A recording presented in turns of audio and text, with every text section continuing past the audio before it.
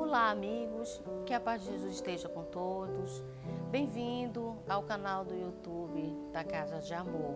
Meu nome é Nira Cepeda, dando continuidade ao nosso ciclo de palestras da Assistência Espiritual do SECA. Nossa conversa de hoje será sobre a fé, mãe da esperança e da caridade. Capítulo 19 do Evangelho segundo o Espiritismo. A fé transporta montanhas. Nosso tema é muito propício ao momento que estamos vivenciando. É quase Natal. Logo, celebraremos o nascimento daquele que foi e é até hoje o nosso maior exemplo de fé, Jesus. Todo amor e caridade. Jesus nos deixou exemplos belíssimos de esperança. Ele mesmo foi a personificação da esperança e da fé. Conquanto ele teve a certeza, a esperança de que a humanidade se transformaria melhor e se tornaria melhor ao longo do tempo, ao longo dos séculos. Ele nos ensinou que a vida não começa no berço e nem termina no túmulo. Vai muito mais além disso. Temos a eternidade. Ele nos deu exemplo de que a vida é eterna. E para confirmar essa verdade, ele nos mandou o Consolador prometido, que é o Espiritismo. A continuidade do Espírito, o processo reencarnatório, muito necessário para a nossa evolução, nós devemos estudar, nós devemos praticar no seio da família, no trabalho e em todas as nossas relações. A fé, da qual nos fala o Evangelho Espírita, é aquela que nos convida a raciocinar, a buscar o entendimento, a verdade na ciência e nas leis naturais. Os integrantes do nosso planeta vivem em uma experiência coletiva junto com a pandemia do coronavírus. E cada um tem absorvido essa experiência segundo o seu nível evolutivo. Para uns, foi salutar essa parada obrigatória, que a todos foi imposto. E isto os levou a meditar, a rever muitos conceitos, a mudar o estilo de vida, pensar em se reconstituir, em se reconstruir e buscar o verdadeiro sentido da vida, da existência. Já para outros, essa mesma parada obrigatória foi um tormento. Houve revolta, entraram em crise e até mesmo depressão. Penso que o lado bom desse momento, ele foi para que cada um pudesse entender a sua posição dentro desse processo evolutivo, nessa existência. A função de cada um dentro do processo de transição que o nosso planeta está passando. As grandes dores da transição planetária abalam moralmente a humanidade terrestre. E os espíritos imortais se contorcem diante das grandes dificuldades que lhes são impostas. Como se manter rígido? Como se manter firme? Como se manter a fé na vida futura? Precisamos buscar esclarecimento junto ao Cristo. Recordar a vivência da fé pelos apóstolos e o consolo na doutrina espírita. Para os espíritas, a transição planetária já é uma coisa natural e bem conhecida. A Terra evoluirá na classificação dos mundos. Passará de planeta de provas e expiações para um planeta de regeneração. E o que será dessa regeneração se todos aqueles que dizem ter fé em Deus, nos espíritos e na evolução destes, se eles ficarem de braços cruzados, em prece, esperando a transição, o que será?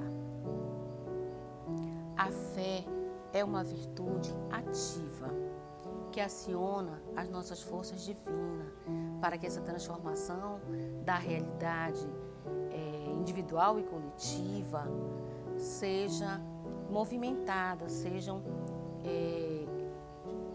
colocadas à prova. E é por isso que ela envolve todas as virtudes, a fé e a caridade. Quando começamos a desenvolver a nossa fé raciocinada, mesmo que ela ainda seja pequena, é uma luz que se acende em nossos corações, iluminando a nós mesmos e ao redor, ilumina os nossos companheiros de jornada, sem que nem nós tenhamos essa intenção, um processo natural. E isso se dá porque a fé é uma coisa contagiosa, ela tem uma força atrativa incrível.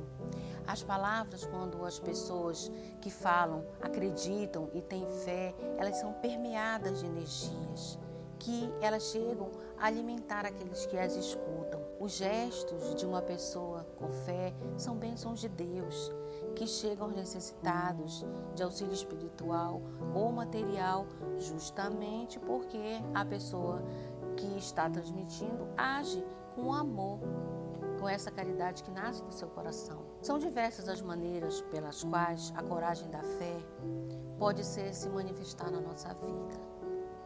Em todas, sem dúvida, há a necessidade da ação, do movimento, do seguir em frente. Para sermos virtuosos e sincronizados com o amor divino, não precisamos nos isolar do mundo, não precisamos ficar em ambientes fechados. Não, isso tudo a pretexto de adorar a Deus. Não, pelo contrário, nós precisamos usar todos os talentos que Deus nos deu para ofertar ao nosso próximo o melhor de nós e também para nós, né? Não só para nós, como para todos ao nosso redor, para todos os habitantes do nosso planeta, os animais, a natureza, a todos. A melhor maneira de demonstrar gratidão ao amor de Deus é iluminar a si mesmo e agir para o bem comum. A fé proporciona uma expansão de consciência e, tal como as aves que voam no alto, a nossa percepção da vida vai além do material e, aos poucos, fica sensível à sublimidade, tudo que há de sagrado na vida e em tudo que existe na terra. No entanto, isso é um exercício diário e que temos que perseverar até que nós sigamos melhor. Como diz Emmanuel no livro Caderno de Mensagem, no capítulo 21, ele disse: a coragem da fé será sempre mais difícil, porque exige humildade e renúncia, tolerância e dedicação ao bem, ao próximo e dos desdobramentos incessantes do dia a dia. Espíritas não devem ter medo de julgamentos e nem de opinião de outras pessoas, como os novos fariseus, devem agir e falar de acordo com os ensinamentos dos Espíritos, com a consciência tranquila de que se está fazendo o seu melhor. Nas epístolas de Paulo, nós encontramos diversas frases que ele enalteceu sobre a esperança, quando ele fala aos romanos, aos tessalonicenses, aos hebreus. Em Coríntios 13, Paulo discorre sobre a suprema excelência da caridade.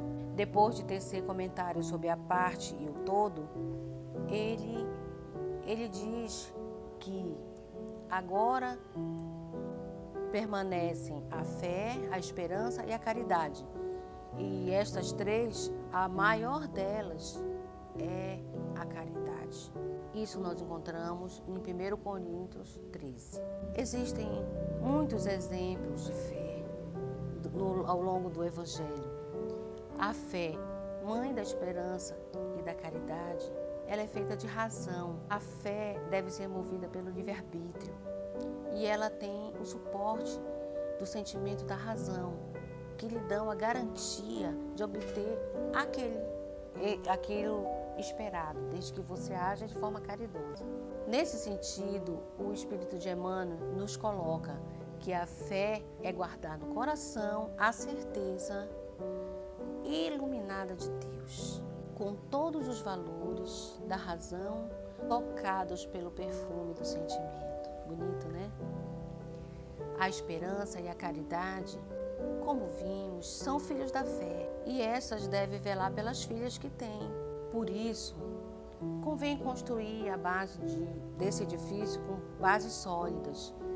A nossa fé deve ser mais forte que o sofisma e a zombaria dos incrédulos, porque a fé que não afronta o ridículo dos homens não é fé verdadeira. A fé que não resiste às críticas e às dúvidas de terceiros não é fé verdadeira. Temos que ter essa certeza no nosso coração. Não podemos deixar a dúvida de outros abalar a nossa fé. Para que a fé seja proveitosa, ela deve ser ativa, ela deve ter ação, movimento, ser proativa. O relacionamento entre a fé, esperança e caridade, ela abre a nossa mente. Ela abre a nossa mente para as profundas reflexões sobre a vida. Essas três virtudes, elas descortinam um horizonte muito vasto, mas é preciso que nós tenhamos humildade e sejamos simples de coração para que nós possamos absorver o conteúdo verdadeiro, a reflexão dos meios materiais e espirituais, de como lidar com a fé, de que a vida continua, a esperança de que vamos reencontrar os nossos entes queridos no além-túmulo.